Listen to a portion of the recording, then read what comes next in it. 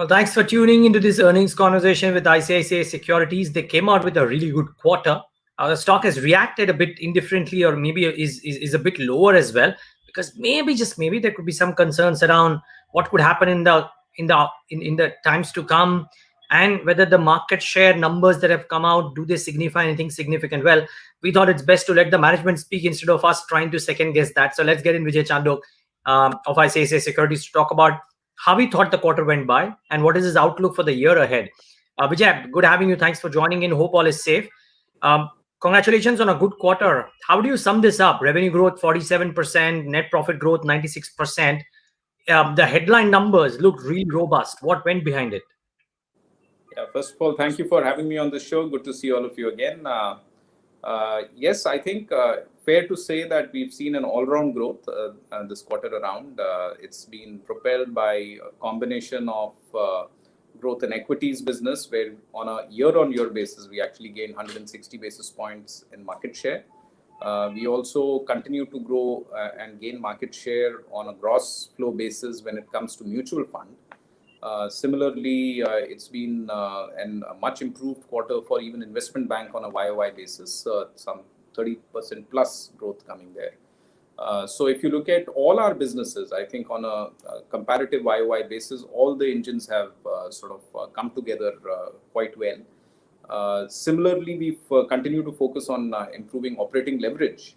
That number has also played out because operating leverage was in 50s, 55, 56% around this quarter last year. That has come down to 42%. So it's been a combination of growth across as well as improvement in cost efficiencies that has led to this 95% growth in profits that we are seeing. Okay, now before I talk about some of the positives, and I do want to talk about them, but just a couple of things that brokerages have brought out in their reports when they wrote about the quarter. And one of the things that I think CLSA has brought out is this market share piece, wherein the 6.5% is the number that they've said versus 8.9% quarter on quarter. And they attribute it partly to how the new margin norms would have impacted intraday volumes for you, because you would be giving a higher bang for the buck for before the norms change to the day traders. And because that is not there now, the volumes have come off quite sharply, they assess for you. How factual is that?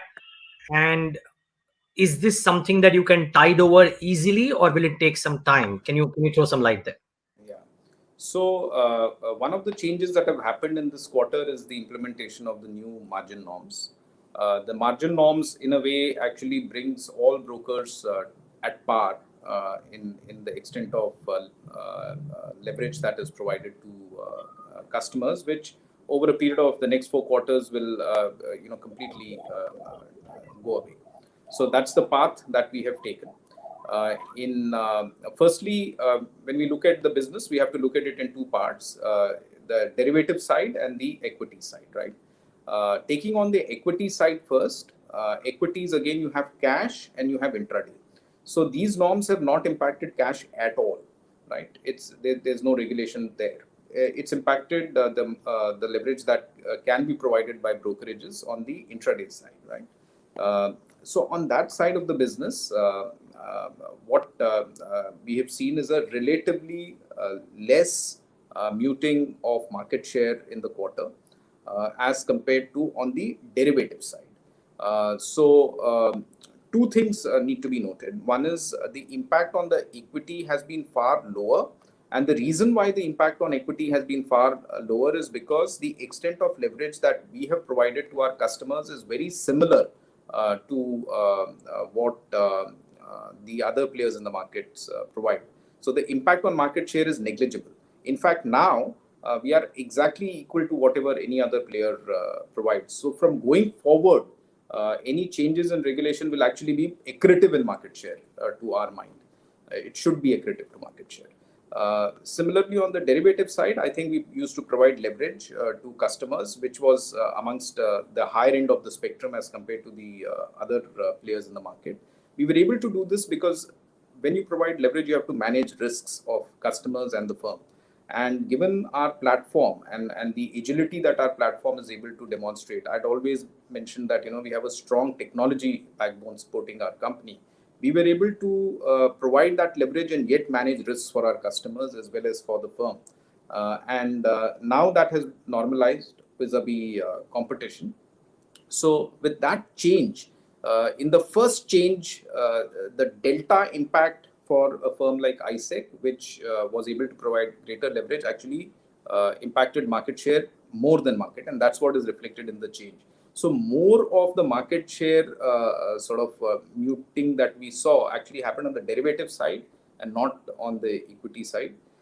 Put together, these products which have a leverage orientation tend to be very low margin. So the salience with respect to revenue on that is far lower, right?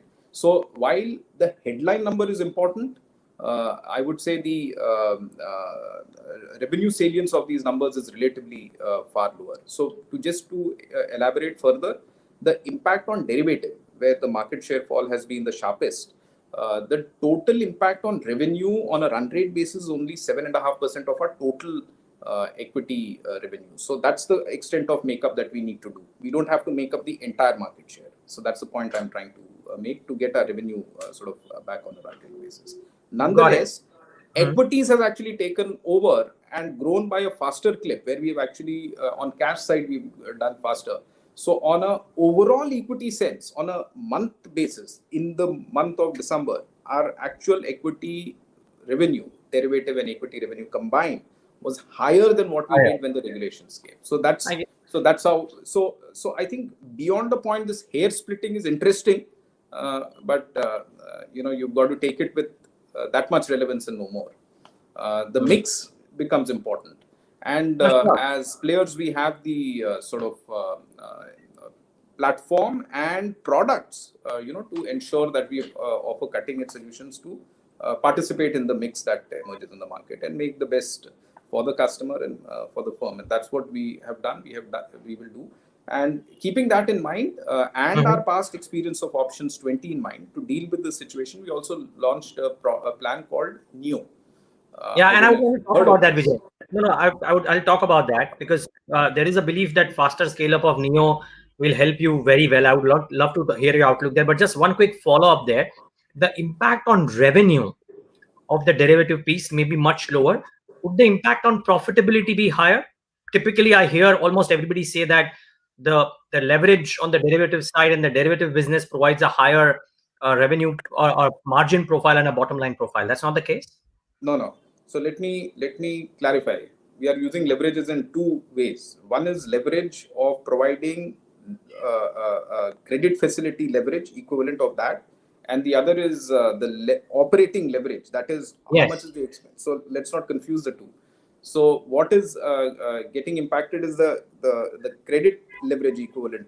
That part is. I understand. But that would induce a customer to come in and do the trades, and therefore give you higher monies. Therefore that gets impacted. So that impacts revenue. The impact of that revenue is 7.5% on a run rate basis of our total equity revenue. And it flows down in the proportionate fashion, is it? Yeah. It will flow down fully to the bottom line.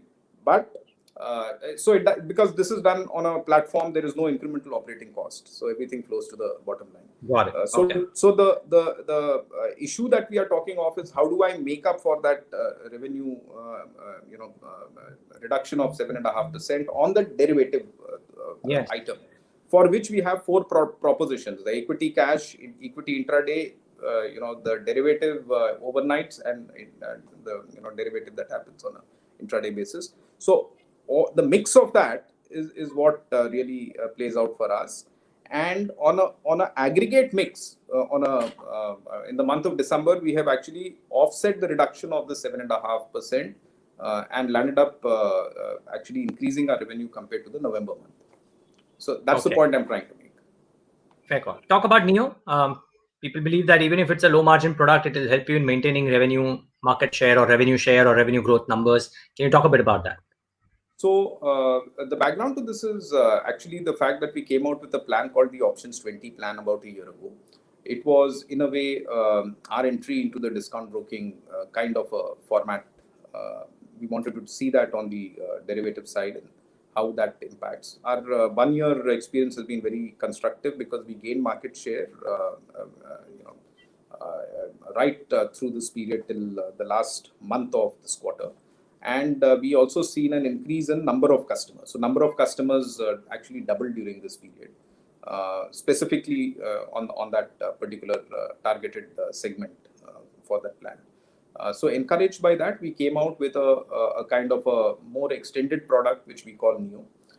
It is the most competitive product plan that exists in the market today. It is even more attractive than what is there in the market, probably with the discount brokers, because futures is zero pricing.